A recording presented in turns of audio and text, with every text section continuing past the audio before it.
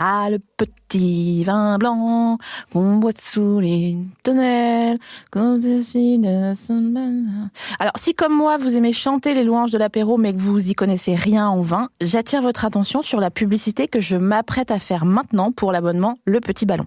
Idéal pour la fête des pères qui va vous permettre tous les mois de recevoir à domicile, tel le PSG, 2 bouteilles dénichées par un maître sommelier, s'il vous plaît, 2 fiches dégustation pour savoir qu'est-ce qui se passe et une gazette qui parle de vin sans baratin. Oh, moi sous les tonnelles. On rappelle que l'abus d'alcool est dangereux pour la santé. Mesdames, messieurs, le disjockey Sach est de Mesdames, messieurs, on a non seulement une invitée de marque, mais qui va vous mettre en tête pour la journée entière votre chanson préférée. À toi. Le petit bonhomme en mousse qui s'élance et rate le plongeoir. C'est comme ta chanson douce que chantait ta maman le soir.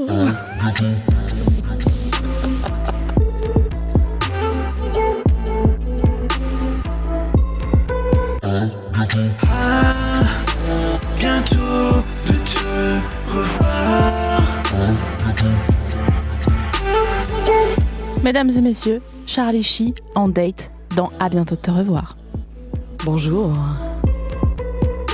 Ça va ? Ça va bien, toi ? Ouais, ça va, ouais. Alors, moi, je suis trop contente que tu sois là, bien sûr. Hein, et surtout qu'on va vraiment avoir cette chanson en tête toute la journée.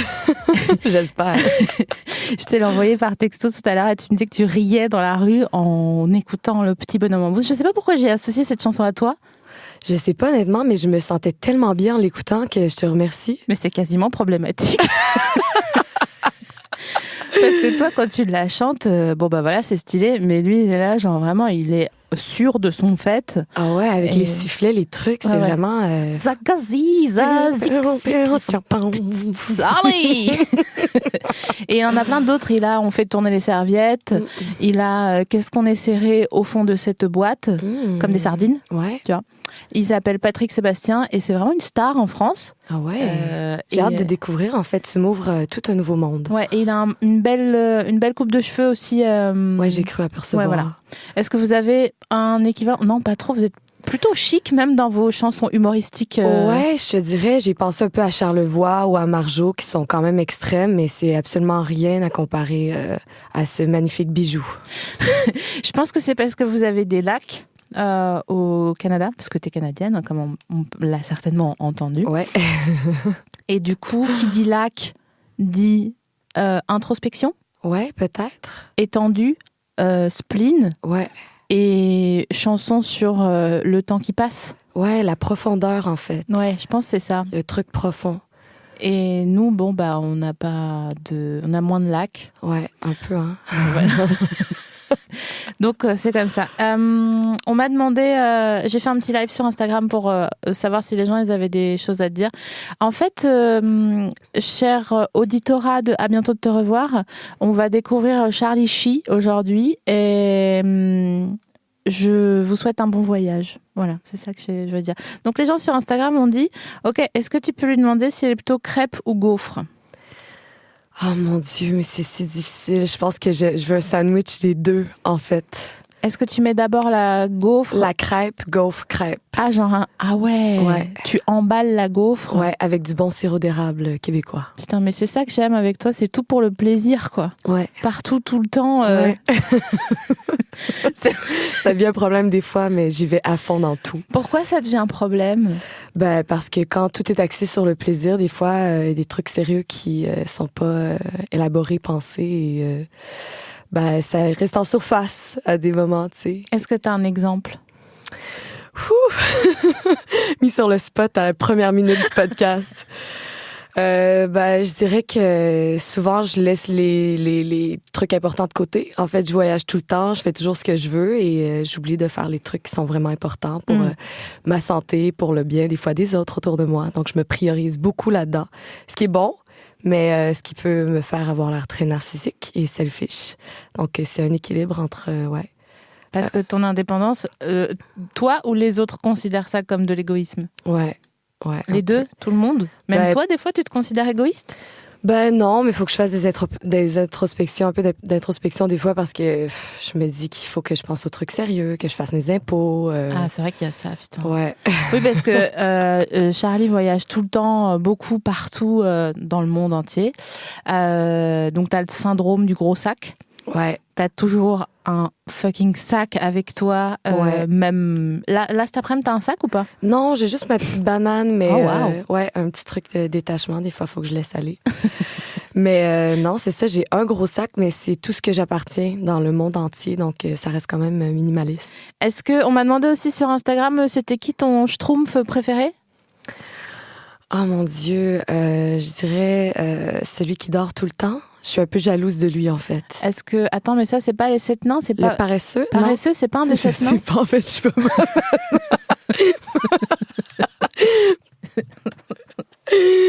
Oh mon Dieu, je sais pas. Peut-être, en fait. Je m'y connais pas tant, je trouve. Non, mais je crois que Il me semble qu'il y en a un qui est paresseux. Non, il y en a un qui dort. Il y en a un qui dort. ouais. Et t'aimerais bien être le schtroumpf, le schtroumpf qui dort, avoir Ouais. un leggings blanc et genre taper des siestas. Tout le temps. Hmm. En fait, parce qu'on n'a pas beaucoup d'attentes envers lui, on dirait. On accepte sa place dans la société telle qu'il est et on le laisse vivre sa vie. Oh là là, je voudrais tellement que tu fasses une analyse sociologique des schtroumpfs. Ça pourrait aller très loin. Mais ça serait magnifique. Je t'imagine en visioconférence sur Instagram, parce que ton média de prédilection et de militantisme pratique, facile, accessible tout le temps et en connexion avec le monde tout le temps, c'est plutôt Instagram. Ouais. Donc je t'imagine en train hyper vénère de faire une conférence sur les schtroumpfs en anglais. Ouais, ça... C'est quoi, c'est Smurf Ouais. en anglais les schtroumpfs? Ouais. J'imagine crier Smurf à plusieurs reprises. C'est... Oh là là, je voudrais voir ça. Est-ce que tu peux le faire un jour, même tu sais, en mode ami proche, tu sais, Ouais. tu peux choisir. Honnêtement, c'est déjà ça s'en vient. C'est déjà, ça fait 1 minute que ça se travaille. Ouais. On fera peut-être vite fait à la fin de Ouais. l'épisode un petit Instagram exprès pour... Très bonne idée. Ok, cool. On m'a demandé aussi, est-ce que tu connais la taille de tes oreilles? J'irais très petite, extra small. Souvent bouchées en avion car elles sont très petites. Mais j'entends très bien quand même. Est-ce que tu mets des bouchons d'oreilles pour dormir? À Paris, des fois, ça dépend de mes partenaires. Quand ils ronflent, oui, mais j'ai quand même une très grande tolérance au bruit. Ah, Vu que je voyage tout le temps, ouais. faut que j'apprenne à dormir un peu partout. Est-ce que toi, tu ronfles? Oui. Oh, waouh! Oui, mais les gens disent que c'est coquin. Je sais pas si c'est parce qu'ils m'aiment ou parce qu'ils veulent être gentils. Mais d'habitude, c'est... Mais donc, c'est un ronflement de chat, un peu genre... Ouais, un peu comme ça. Mais C'est des fois, pas, je me réveille aussi. Tu te réveilles en ronflant? Ah, putain! Mais c'est pas trop violent, honnêtement. C'est quand même doux, mais...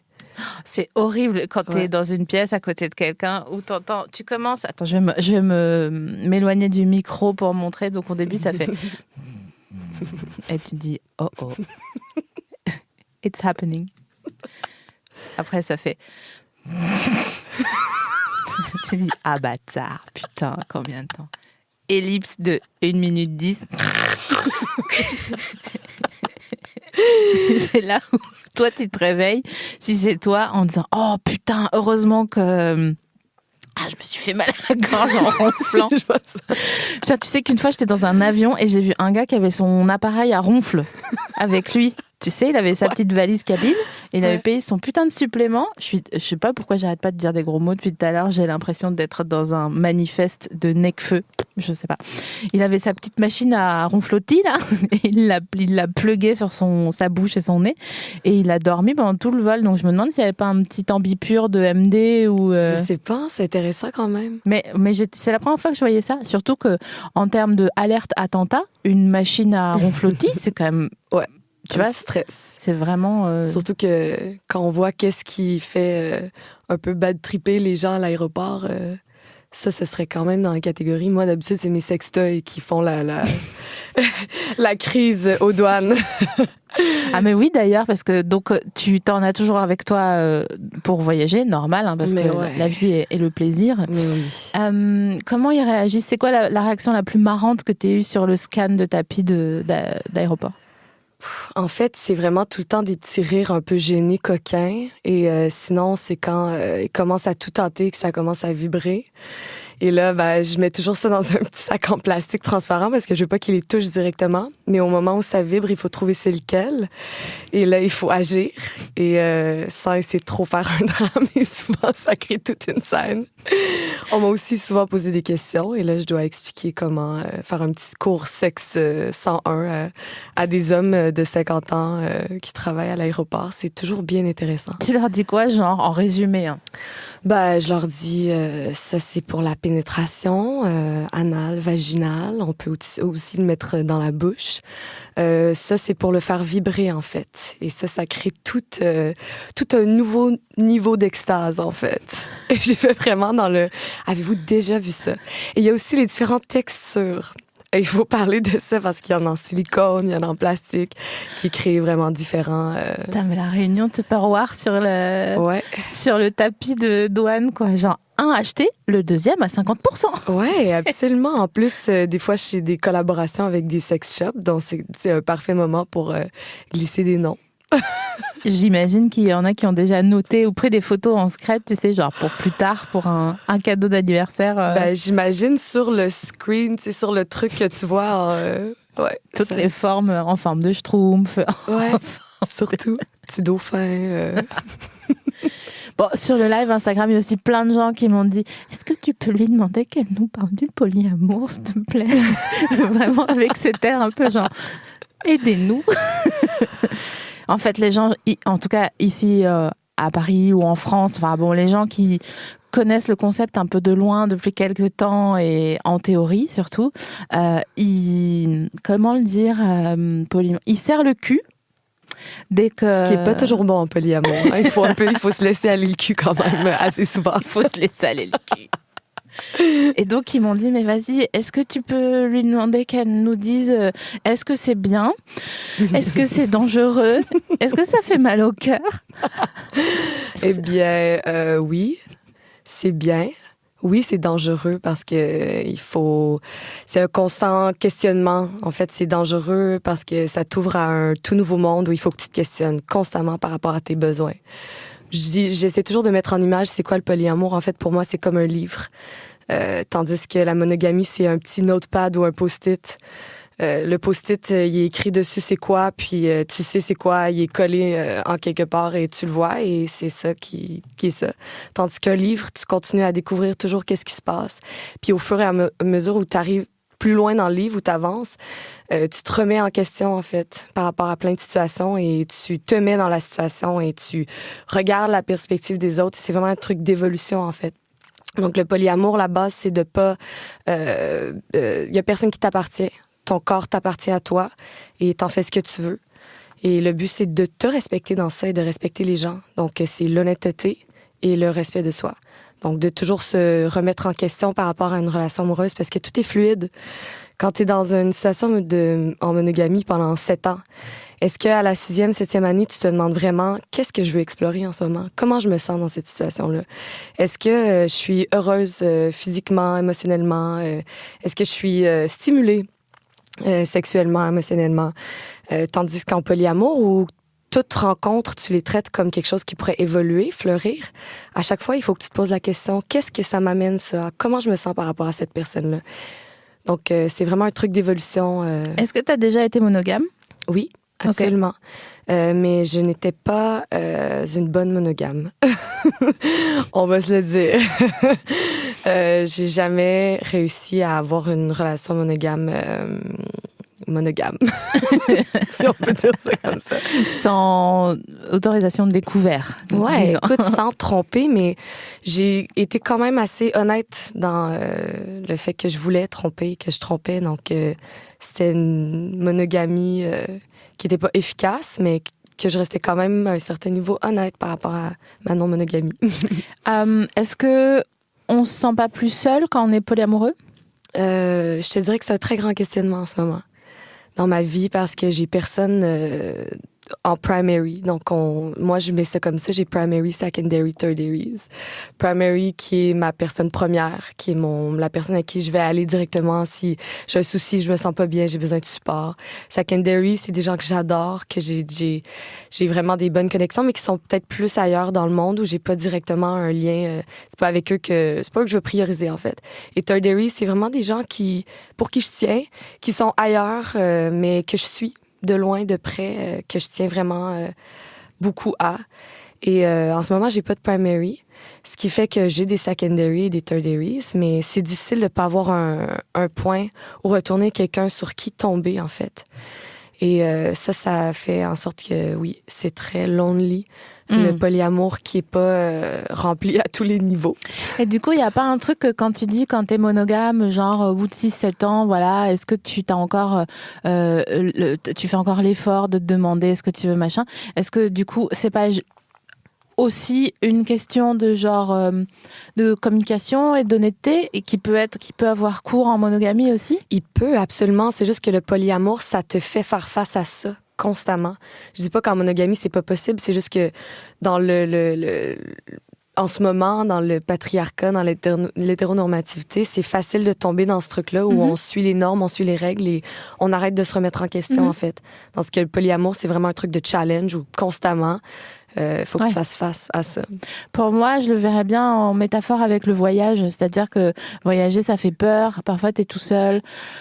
Parfois, c'est pas un bon voyage. T'es pas bien, il fait froid, machin. Mais quand même, quand tu reviens à ton primary, du coup, pour moi, si je suis de la métaphore, c'est comme ça.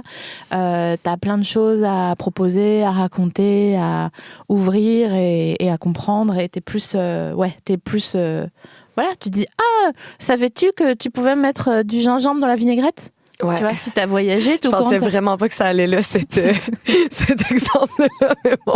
C'est vraiment le principe de cette émission. Ouais, écoute, le polyamour, c'est exactement ça. On est d'accord, c'est une vinaigrette de avec du ramener gingembre. au couple principal des idées comme mettre le gingembre dans la vinaigrette. Merci de me suivre. On m'a demandé aussi si t'étais plutôt parapluie ou capuche quand il pleut. Capuche. Ah, merci. Mais moi, j'adore la pluie. Moi, même sans capuche, en fait, j'aime danser, courir dans la pluie. Moi, j'adore la pluie. Mais ça, c'est parce que t'as à moitié un loup, je pense. Hein. Ben, peut-être. Je dirais plus raton laveur, en fait. Ah oui, c'est quoi ton animal totem? Ouais, c'est le raton laveur. C'est pas vrai? Ouais. C'est pas ouf. Mais toi, tu dis ça, mais quand tu y penses à un truc qui sont hyper maternels, ils ont tout le territoire leur appartient, ils font ce qu'ils veulent et ils vivent longtemps. Ils vivent très longtemps pour des gens qui se nourrissent de poubelles et qui font tout ce qu'ils veulent dans les ruelles noires. Je savais pas que t'étais au point, à ce point sur t'as été sur le Wikipédia du raton laveur. Écoute, je l'ai fait au complet. Il y a des ratons laveurs qui vivent, je pense, jusqu'à 60. Je te dis, c'est un truc de ouf. J'imagine les vieux ratons 70 ans. laveurs qui disaient « On a perdu au change avec l'euro. Avant une baguette, c'était 1 franc 50. » Mais ça dépend vraiment du territoire où ils habitent, en fait. Il y a des ratons laveurs en forêt aussi, ou c'est juste un truc de loupard? Moi, j'imagine les petits ratons laveurs des villes avec des perfectos, tu sais. Honnêtement, ça, je sais pas. Je sais qu'il y en a plus en campagne, tu sais, mais en forêt, en pleine forêt. Ouais, tu vois. Honnêtement, Avec je des sais pas petites tout. huttes. Je sais pas. Ok, j'ai une autre question. Est-ce qu'il y a des animaux qui aiment les chewing-gums? Je pense que oui, mais je pense pas qu'ils l'apprécient à leur juste valeur. Je pense qu'ils l'avalent très rapidement si ça arrive, et ça, c'est très triste. C'est comme quoi, l'évolution, hein. Ouais. On est vraiment en train de cramer la planète, mais putain, on est capable de mâcher un chewing-gum, quoi. Ouais, Donc, au c'est moins quand même ça. pas mal. Ouais. Je suis d'accord avec toi sur la pluie. Moi, j'aime trop... Bon, la pluie chaude, hein, parce que la pluie froide de novembre, quand t'as oublié tes clés et que t'es dehors et que t'as envie de pisser, ça, en fait, tu sais. Genre, tu dis, ok, je vais faire comme si mon envie de pisser, elle ne faisait pas partie de mon corps. Je vais faire comme si c'était une valise que j'ai le droit de poser à côté de moi. Mais tu vois quand même que tu as dû ouvrir ton jean tellement t'as de pisse à l'intérieur de ton corps. Moi, dans ces moments-là, je suis genre, j'enlève mes souliers et je cours. Je me dis comme si j'étais en forêt un peu. Il faut que... que je crie, que je cours, que je vide. En fait, je me sens un peu comme dans une scène de film Ouais. où il faut que je pousse le drame au maximum pour le vivre à plein fouet. Ah. À quel point tu te sens souvent dans une scène de film dans ta vie? 99,9%. je pense. Honnêtement, c'est assez spécial. Je dirais dans les dernières années aussi. J'essaie de vivre sur le truc de je vais où la vie me mène. Et il y a plein de trucs très spéciaux qui découlent de ça. T'es un peu yes man, tu sais? Tu te souviens de C'était un film avec Jim Carrey où il a décidé de dire, ou je sais plus, il avait Mais un plus sort. avec le consentement, en fait, la partie consent de Yes Man, la partie féministe, en fait. Scène 2. Yes Man 2, le consentement, s'il vous plaît. Ouais. Ouais, c'est un truc qui te, j'allais dire, c'est un truc qui te tient à cœur. Oui, bah oui. Cool. Ouais, moi, le consentement. Non, mais disons qu'on parle en ce moment du consentement beaucoup, mais toi, tu l'appliques un peu à tous les niveaux de la vie. Et du coup, ça, je vois bien, en fait, parce que je commence à te connaître un petit peu. Et je vois que quand tu commences à rentrer dans ce rouage-là, tu questionnes tout et tu peux vite... en fait, je trouve que... je dis tu, mais je vais m'inclure dedans. Je trouve qu'on est vraiment courageuse de pas devenir folle et de pas avoir un rasoir électrique à la main et raser des gens au hasard dans la rue, tu sais, au milieu, comme une tonsure de moine. Tellement, à force de, quand ça te saute aux yeux, l'absence de consentement ou de respect, Ouais. ou voilà, tu pètes vite un câble, en fait, parce que c'est partout. Ouais, mais c'est de voir aussi ta position en tant qu'allié dans le monde, de comprendre plus le consentement, ça fait que je participe à beaucoup plus de trucs qui arrivent dans la rue. S'il y a des choses que je vois qui me déplaient, en fait, je vais beaucoup plus embarquer, en fait, essayer de partager ce truc-là où moi, j'ai pas la clé à tout, hein. Clairement, je suis pas... c'est toujours un truc de questionnement, mais j'essaie de partager cette notion-là, en fait, du consentement, qui est très difficile de nos jours à comprendre. En plus, bon, cette année, tu reviens à Paris, mais tu étais venue à Paris l'année dernière. Ouais. Et je me souviens que tu avais vraiment pété un câble sur la manière dont les meufs étaient traitées dans la rue. Ah non, T'étais mais là, ça genre, a été un mais choc. moi, je viens de San Francisco, là, j'y ai passé des mois, et vraiment, j'étais en slip, en train de dire pas là dans la rue, et personne ne me calculait. Non, mais attends, il y a une journée à San Francisco, chaque année, c'est la parade des Pères Noël. Et c'est juste des gens qui sont nus, à moitié nus et en Père Noël, tous mélangés, et qui déambulent dans les rues, mi-marathon, mi-marche, en buvant un peu On d'alcool. dirait un peu un pitch de un épisode d'À bientôt te revoir, mais vas-y, Ouais, continue. et honnêtement, ça, il y a personne qui se tourne la tête. Hein. Ça arrive, c'est dimanche matin, il n'y a aucun stress. C'est fou ce truc-là où on se laisse tous tellement tranquilles. Il y a la marche nue qui arrive aussi plusieurs fois par année où c'est plein d'hommes blancs qui courent et qui marchent et qui crient « Ouais! » Et tout le monde « Ouais! » Genre... Et pourquoi c'est réservé aux hommes blancs? Non, ou... c'est juste que c'est eux, en fait, qui ont envie de le faire parce que nous, clairement, c'est pas un truc qui... Je sais pas. Je me réveille pas le matin en me disant « J'ai envie d'être nue dans la rue. » Je suis bien, en fait, avec moi-même. Mais là-bas, on peut faire, en fait, ce qu'on veut. Il y a vraiment cette notion-là où on sent calisse, comme on dit en québécois, de qu'est-ce que tu fais, de quoi t'as l'air. Et quand je suis arrivée à Paris, en fait, il faisait chaud. Donc, moi, je suis arrivée avec mes mini-shorts et mes chandails très petits. Je porte pas, même si je me prends pas nue dans la rue, je ne porte pas beaucoup de vêtements parce que j'aime bien être confortable. Et ouais, ça a été toute une aventure de voir à tous les degrés de violence que j'ai reçus. Ça a pas pris une semaine que j'ai commencé à porter beaucoup plus de vêtements, en fait.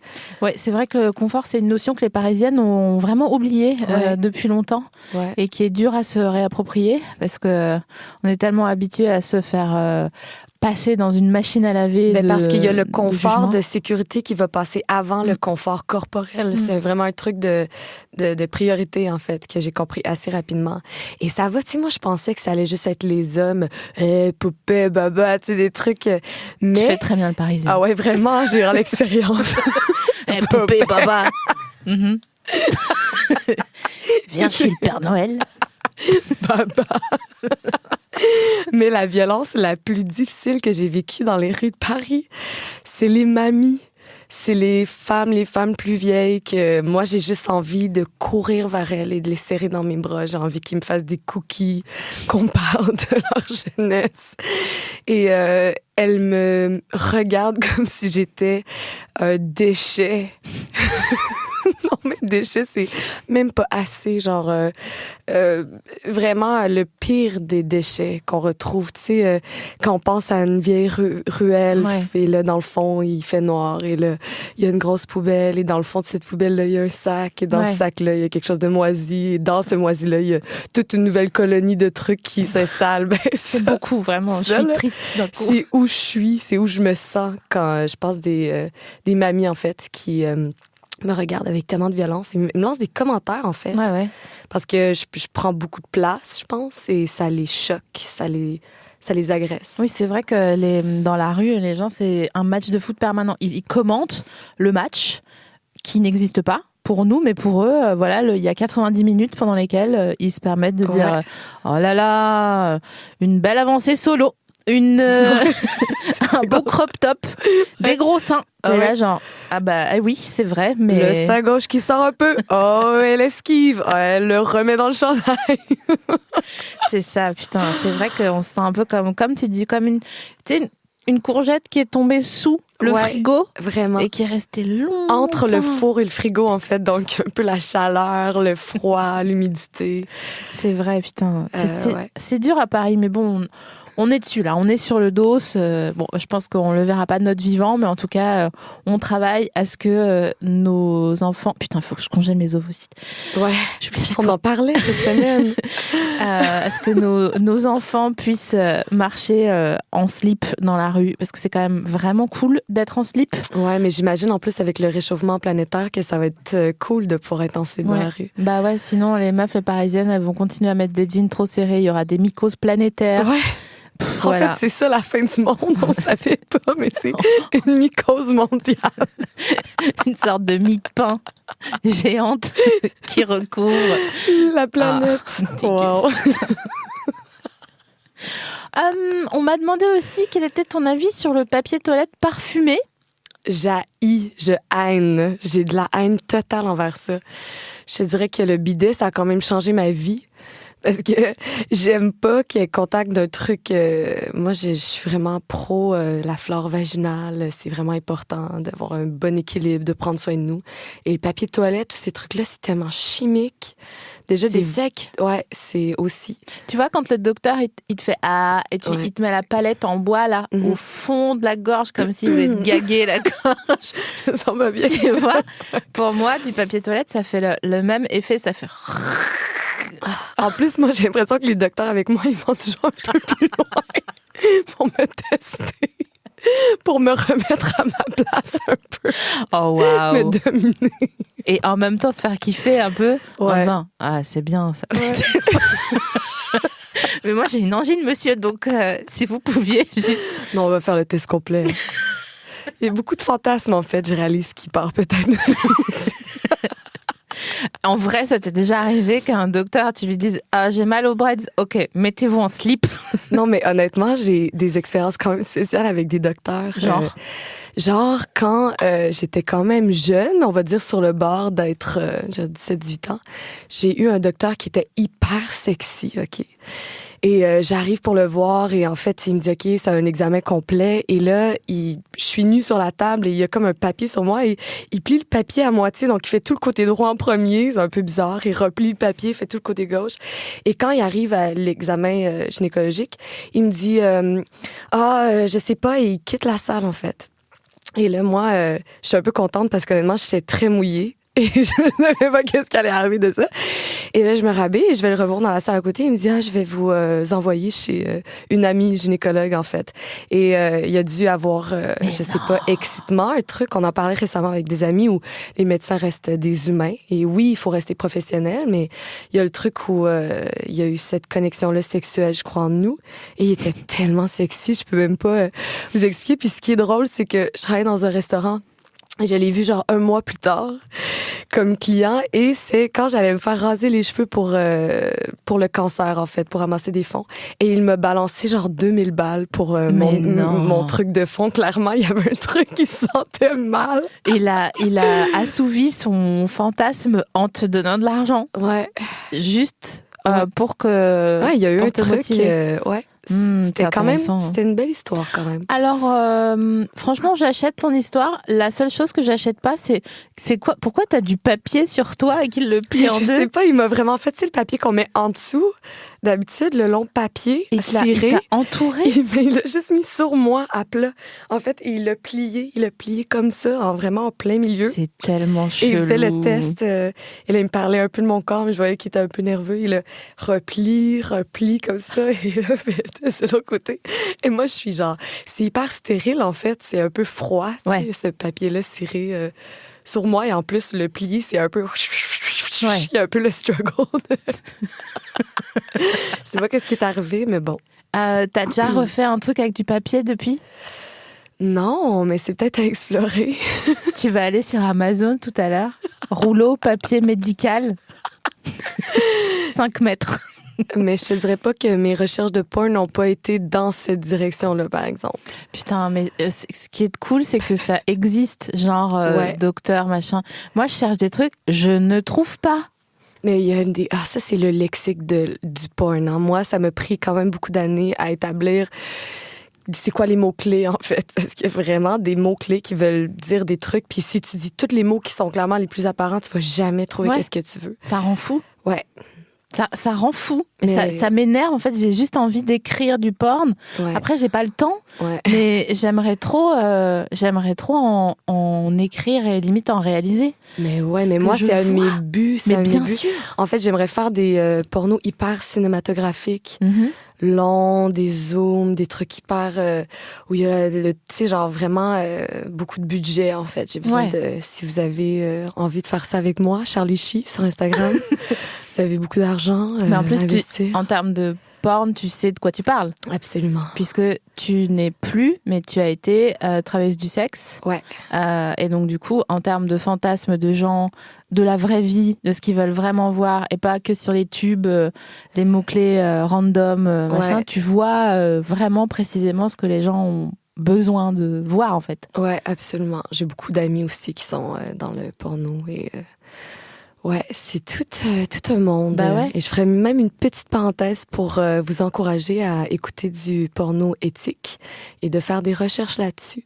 Il y a beaucoup de sites Internet qui, en fait, donnent l'argent directement aux porn stars à place de ramasser les fonds eux-mêmes. Donc, c'est bien important de faire ces petites recherches-là. Est-ce qu'on a, par exemple, un nom de site qui pratique ce genre de choses? Oui, je dirais Manyvids, qui est un site Internet super cool où, en fait, les performeurs ont leur propre plateforme. C'est un peu comme un Instagram, on va dire, du porno. Et ils peuvent vendre des packages, tu peux les suivre, leur donner un montant par mois. Et c'est vraiment cool parce que l'argent va presque en totalité à eux et c'est plus éthique que beaucoup d'autres sites. Cool, stylé. Ouais, bah oui, c'est important. C'est ce que hier soir j'étais sur scène et je faisais un passage sur le porn en disant que j'arrivais plus. Avant j'avais une petite addiction au porno et que j'aimais bien parler sur scène parce que du coup ça déculpabilisait les gens parce que tout le monde regarde du porn. C'est juste à quel point tu culpabilises après ou pas quoi. Ouais. Et en gros je disais j'en peux plus de regarder du porn parce que je trouve pas mon compte et que je suis ok pour regarder du porn hétérosexuel mais j'en ai marre qu'il y ait un hôtel à la gloire des beats parce que il n'y a pas besoin d'un pénis d'homme pour jouir. En gros, je disais, c'est comme la coriandre. C'est cool s'il y en a, mais s'il n'y en a pas, franchement, c'est ok aussi, tu vois. Donc, il y a des gens qui n'aiment pas la coriandre. Ils disent que ça ressemble à du pec citron. Ouais. Donc, Mais moi, je dirais que la coriandre, c'est beaucoup comme comparaison. parce que c'est quand même... J'irais plus, je sais pas, du thym. oh waouh, le thym, vraiment, c'est pour faire une infusette quand t'as mal à la gorge, quoi. Je dirais que la queue, c'est un peu comme le thym, où on peut la mettre dans... on peut la mettre dans la recette, ça ajoute un truc cool, mais est-ce qu'on va vraiment savoir si elle était là? Est-ce qu'on va vraiment remarquer? Est-ce qu'on a besoin pour... Ouais, tu dis juste, ah, il y avait un truc en fond de bouche. Ouais, c'est ça, pour moi. Je pensais pas que notre débat, il irait là. Donc du coup, moi aussi, je suis surprise. Quel est ton avis sur le fait de rouler son kawaii à l'intérieur de la petite pochette et de le mettre autour de la taille? Ah, c'est drôle parce que j'adore les kiwis. Je te dirais que moi, j'ai jamais roulé le mien. Je suis vraiment pas bonne, en fait, à mettre des gros trucs en plus petit. Moi, j'aime ça mettre en boule et pousser et m'asseoir sur ma valise. Titre, voilà, titre. Hein, tu connais le jeu titre? Ouais. Ok, donc tu vois. Ouais, mais c'est quoi le titre? Ce serait quoi? Ah, tout ce que tu viens de dire. Ok, parfait, j'aime ça. J'aime en fait tout. Les en boule et m'asseoir dessus. Ouais, c'est ça. Donc, je dirais, fais ce que tu veux, mais moi, non, c'est pas pour moi. Ok. Et la matière du kawaii? Je sais pas, en fait, ça me fait un peu grincher les dents. Ouais. J'aime ça mettre un chandail en dessous. Directement sur la peau, ça me rend un peu mal à l'aise. En fait, il y a un problème pour moi avec les kawaii, c'est que les ingénieurs, ils ont chié quelque part, étant donné que tu veux t'éviter d'être mouillé à l'extérieur, tu vois. Mais du coup, tu transpires, donc t'es mouillé sous le kawaii. Ouais. Donc, excusez-moi, mais il y a un prototype qui a mal été fait. Mais c'est old school quand même. C'est ça aussi. Je pense que je suis plus pour les kawaii qui sont plus vieux. Genre 90, il y avait vraiment un plus beau style. Ouais. Voilà, on y est à nouveau en plein. Juste, il faut aller chez Urban Outfitters et le payer 210 € à la place de le trouver en friperie à 5 francs. Ouais. C'est quoi ton truc préféré à Paris?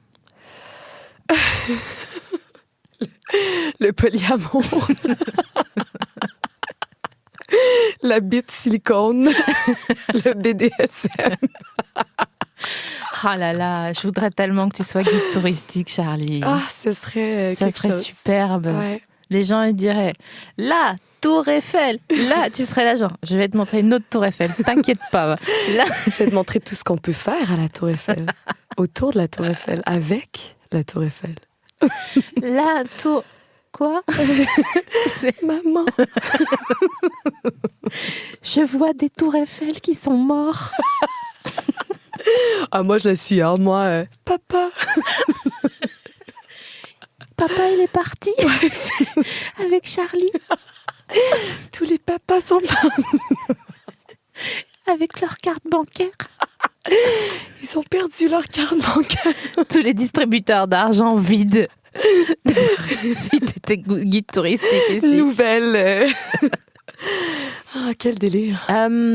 Mairesse de Paris, ça te dirait ou pas? Tellement. Puis en fait, je pense que je m'essaie. Je vais pour ça. En fait, quand j'ai déménagé à San Francisco, c'était un peu ça mon but. Mais les États-Unis, la politique, c'est cool. J'ai vraiment appris beaucoup. Et je crois que je pourrais amener vraiment tout ce bagage-là à Paris. Donc, ouais, je pense que je me lance en, je sais pas, 2020, c'est quelle année? C'est 2020. Vu que j'ai manqué mon avion pour retourner à Montréal, grand risque que je reste à Paris jusqu'à la fin des temps. Non, mais attends, excuse-moi, j'ai bugué, là. Je t'ai imaginé mairesse de Paris. Ah non, mais total, mais moi, la politique, c'est la vie, là. C'est sûr que... Les conseils de municipaux, ils seraient sur Instagram. Mais total. Comme ça, il n'y a pas de « je suis pas là, je suis trop loin, je suis dans les embouteillages ». T'as Instagram? T'as le Wi-Fi? Bon, bah alors tu peux venir... On se fait un petit Insta Live. Ouais, puis on parle des vrais problèmes. Et ce serait quoi ta première mesure en tant que mairesse de Paris? Je dirais qu'il y aurait un couvre-feu pour les hommes. Yes.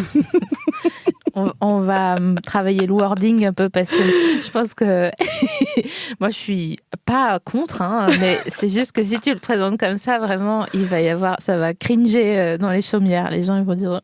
Ouais, mais j'imagine que si je mets toutes les femmes de mon côté, déjà je pourrais avoir 50%. Et les hommes, bah, je peux peut-être les séduire en leur disant qu'est-ce qui va arriver au couvre-feu.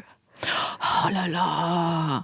Waouh, c'est à la fois malin et un peu vicieux. À chaque couvre-feu, on fait un Insta Live. Donc, si vous êtes à la maison, vous pouvez le voir. Oh, apprends-moi tout ce que tu sais, Charlie.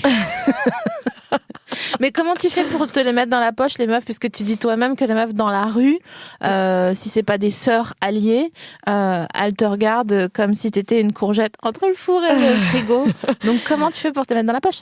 En fait, je pense que c'est un truc d'inspiration. J'essaie de connecter avec elles en leur disant c'est possible d'être à 100% toi, puis de vivre même à travers toutes les micro-agressions du patriarcat, une vie saine et pleine. Il faut juste qu'on ait confiance en nous, en fait, et qu'on fonce. Exactement, c'est vrai qu'il Il y a beaucoup de ça dans ton état d'esprit, je trouve, de confiance en toi. Ça veut pas dire que tu es condescendante ou arrogante ou hautaine. Ou en fait, les gens confondent souvent la confiance en soi avec, comme on est en France, avec Dominique Strauss-Kahn. T'as peut-être pas la ref, mais en gros, avec les gens qui sont charismatiques et donc potentiellement qui arrivent à mentir correctement pour qu'on leur fasse confiance. Ouais. Tu vois. Mais je trouve qu'il y a un truc de grande fragilité chez toi qui est vraiment chou, enfin, tu vois, aimable. Hein, et à la fois, tu t'es pris la tête pour réfléchir à ce que tu voulais, ce que tu ressentais et ce que tu es. Et bon, il y a ce truc d'être un peu seul parfois quand on n'est pas d'accord avec le reste du monde et qu'on veut souvent le brûler, par exemple. Mais je trouve ça vraiment... en fait, j'encourage tout le monde à essayer de faire ce chemin-là, notamment en commençant par s'abonner à ton Instagram, par exemple. Ouais. Mais je sais pas, à se dire, ok, est-ce que j'ai confiance en moi? Est-ce que je crois que j'ai confiance en moi? Qu'est-ce que je dois déconstruire pour arrêter de me faire croire que j'ai confiance en moi, alors qu'en fait, juste, j'ai intériorisé ce qu'on attendait de moi? Et en fait, moi, je vais vraiment dans le sens où c'est à quoi je mets de la valeur, en fait. Où est ma valeur? En tant que femme, en tant que queer, en tant qu'humain, en fait. Et quand on réalise que notre valeur, c'est la vision que les gens ont de nous, ben là, c'est de faire beaucoup d'introspection, un travail sur soi-même, parce que notre valeur, elle est en nous. C'est nous qu'il faut qu'on établisse, en fait, notre propre valeur et d'où on se nourrit, en fait. Cette valeur-là, il faut toujours la nourrir. Moi, je me lève le matin, j'ai des pensées noires souvent, j'ai des trucs qui arrivent, je me pose beaucoup de questions, mais je me dis, j'ai ma place, j'existe. Et ma valeur est dans le fait que je suis une personne qui pense pour elle-même et qui me priorise, en fait. Et ouais. Tu m'as dit aussi que tu voulais faire du stand-up. J'ai trop envie. Ouais, que t'en tu m'as fasses. trop donné d'idées, en fait. C'est quand j'étais venue te voir que j'ai fait « Oh, mon Dieu! » Mais moi, j'adore jouer avec l'énergie des gens, en fait. De relancer, puis de jouer avec des trucs qui sont hyper ambigus. Parce que moi, le gros truc dans ma vie, et là, clairement, les gens vont mélanger condescendance et confiance en soi, c'est que souvent, les gens veulent me baiser. Il y a cette énergie-là très sexuelle. Non, c'est pas de la condescendance, c'est juste que non seulement t'es incroyable, mais en plus t'es très belle. Et physiquement, on te remarque tout de suite. T'es dans la norme de ce qu'on remarque. Et en l'étant pas en même temps, oui, chacun. voilà. Donc, ce truc-là et j'ai vraiment envie de jouer là-dessus, en fait, parce que quand j'en parle à des gens, ça les choque toujours. Tu sais, je vois quelqu'un a l'air intéressé, quelqu'un... Et là, je fais, mais tu veux me baiser? Et là, c'est là, ouf, parce qu'il faut qu'il se remette en question, en fait. Est-ce que c'est ça que je veux? Est-ce que je veux, en fait, lui péter la gueule ou la baiser? Est-ce que je suis frustrée ou est-ce que je suis excitée? C'est ça que je... T'as dit frustré en entier et pas frufru. Oui, d'habitude, j'ai fruf. Ouais, mais je trouve que ça serait intéressant. J'aimerais bien te voir sur scène. J'aimerais bien voir, tu sais, les gens qui jettent des papiers en l'air en courant à gauche et à droite en disant « Je sais pas ce que je ressens, je sais plus, Ouais. je sais plus. Laissez-moi me projeter contre les murs et peut-être j'aurai une solution. » Mais à venir, honnêtement, sûrement à venir. Bah franchement, je serai là, c'est sûr. Cool. Avec une clope à la bouche, même si on n'a pas le droit dans les salles, en disant « Allez mon champion, allez, ça c'est l'esprit que j'aime ça. » Et moi, je vais sûrement être en sous-vêtements, en fait. Un peu penchée, comme ça, avec le cul sorti. Là, je vais essayer de voir s'il y a possibilité de connecter à travers ce truc-là. Dire des choses intelligentes, en fait. J'aime ce paradoxe-là où les gens sont pas capables de connecter sexualité et intelligence. Ouais. Donc, Oui, c'est l'un ou l'autre. Ouais. Parce que ça arrange pas que quelqu'un soit sexuellement avec une aura forte, sexuelle, et vraiment des trucs de ouf Mais à parce dire. qu'on objectifie les femmes qui sont sexuelles et de donner intelligence à un objet, ben, c'est difficile Ouais. de connecter ces trucs-là. Oui, parce que ça veut dire qu'après, la personne en face, c'est quoi sa place, quoi. Mhm. Si elle est plus dans le paternalisme et le... comment on appelle ça? Oui, voilà, en gros, quand les gens s'occupent de toi à ta place et te disent ce que tu penses parce que, genre, t'es vraiment fragile et que, oh là là, ça peut être un jeu, mais il faut pas que ça soit dans la vie de tous les jours, n'est-ce pas? Un petit reminder comme ça en passant vite fait. Est-ce que tu savais qu'on avait les oreilles? Je suis obsédée par les oreilles aujourd'hui. Oui, je vois ça. Je sais pas pourquoi. Je crois que j'aimerais bien me faire mouler mes oreilles en chocolat. Ah ouais? Ouais. Moi, je vais pour la nuit, en fait. On y va ensemble et on fait chacun... Ah ouais, mais tu sais que ça se fait, hein. Mais je sais. Mais pourquoi l'anus? Ben, je sais pas, pourquoi pas. Parce que j'ai pas vraiment l'impression que j'ai envie de mettre du chocolat dans ma flore vaginale. Ouais, ouais. Et que de voir mon anus comme ça et de... Je sais pas, ce serait le fun. Ouais, bah, tu feras le cul et je ferai les oreilles. Ouais, on y va ensemble, Ouais. on se fait une petite date de chocolat. C'est ça. Mais je crois que c'est fou quand même que l'anus, tu puisses te le mouler en chocolat et pas les oreilles. Putain, c'est incroyable. Ouais, mais... C'est quand même pas normal. Ça fait un peu peur, les oreilles, non? Bah, moins que À moins l'anus. que tu te couches dessus. Oui, voilà, c'est ça. Bon, raconte-moi ton trip oreille-chocolat. En fait, je trouve que vraiment j'ai les oreilles trop douces. Mes oreilles, on dirait... tu vois, quand tu fais un gommage... Là, on a des écouteurs, donc on peut pas se regarder les oreilles. C'est vraiment de la torture. C'est de l'ASMR d'oreilles. En gros, quand tu fais un gommage, après ta peau, on dirait la croûte du camembert un peu. Mhm. Tu vois, c'est tout doux. Vraiment, on dirait un sachet. Ouais. Tellement c'est doux. Et je trouve que mes oreilles, elles ressemblent à ça. Elles sont toutes douces comme ça. Comme... Regarde vraiment mes oreilles. Je dis, mais putain, je peux pas les elle voir. était avec moi toute la semaine. J'aurais dû regarder ses oreilles.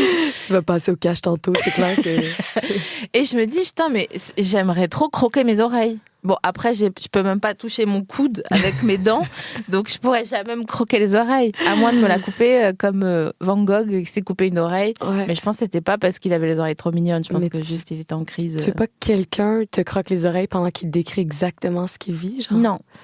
Bon, mais je sais pas quoi dire. Je suis assez en autarcie d'auto-kiff en ce moment, tu Ouais, vois. je J'ai vois. pas envie Ouais, non, que... je comprends. Voilà.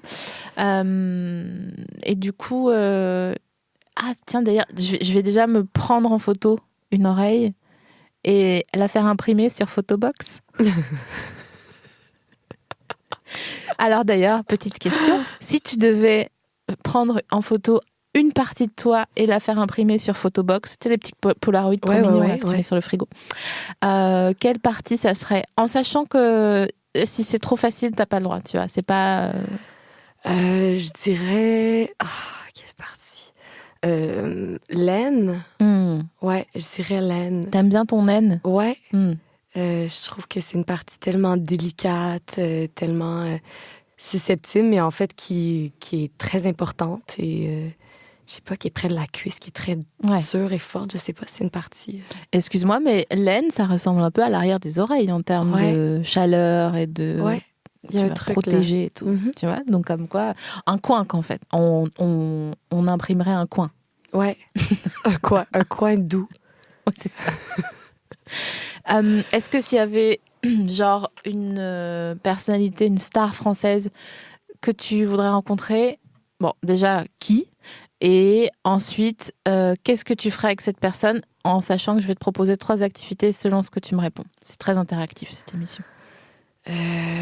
J'essaie de penser. Mon Dieu, je suis tellement pas bonne dans les noms. Cotillard. Marion, Mama. Ouais. Ah, bah Mama, elle est super, Mama. Mais ouais, Cotillard, je la trouve trop belle.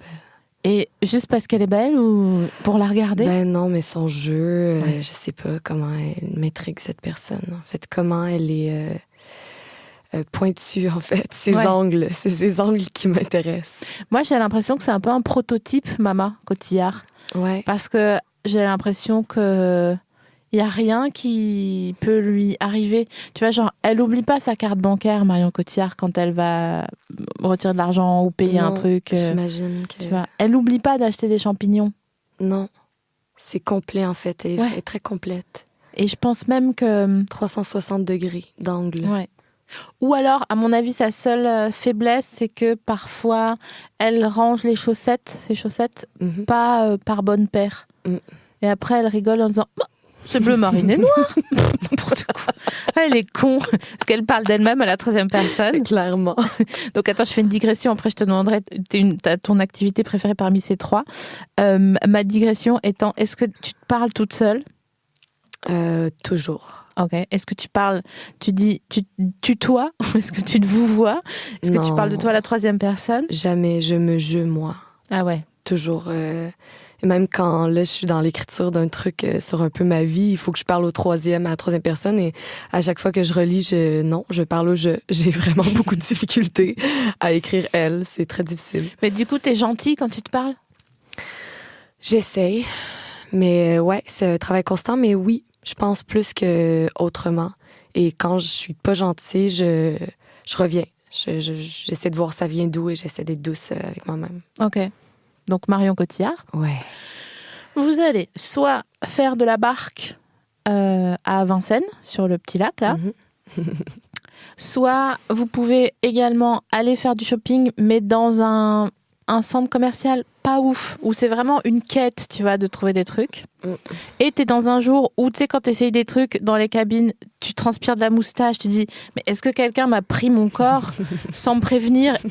Ou qu'est-ce qui se passe en fait aujourd'hui?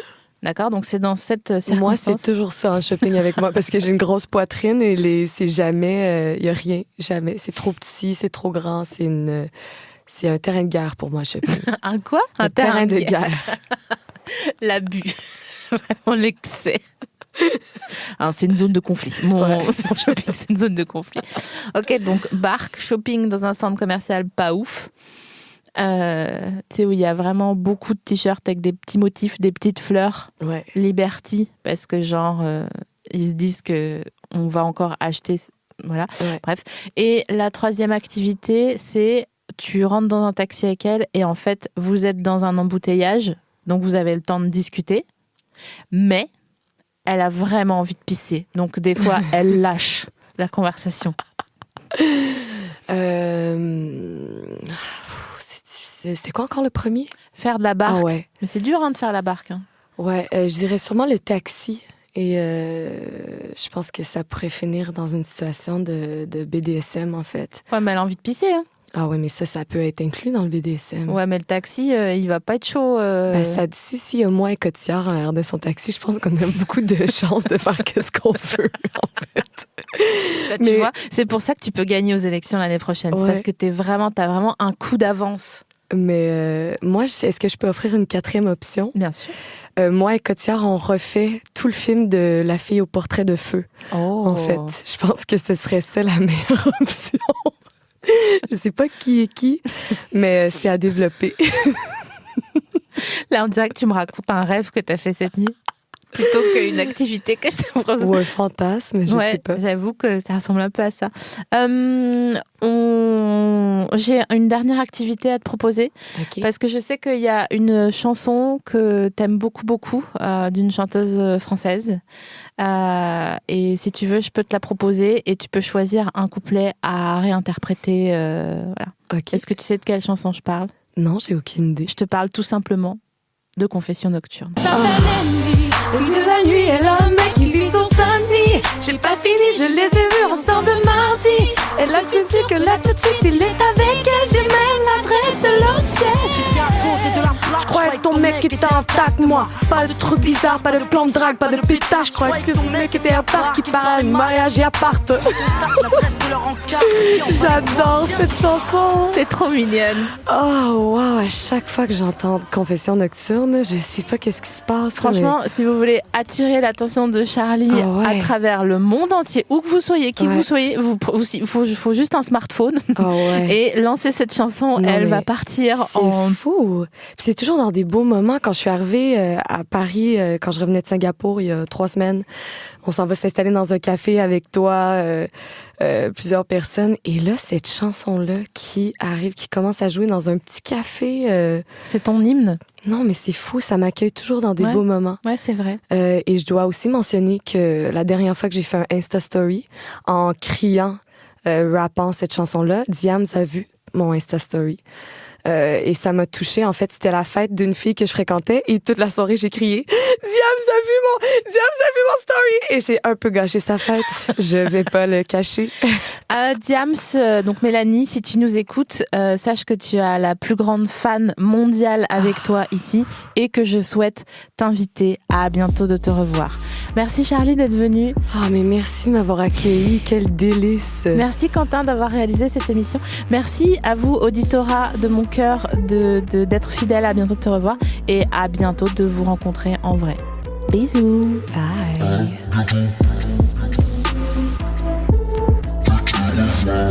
Je vais voir tes oreilles. Binge.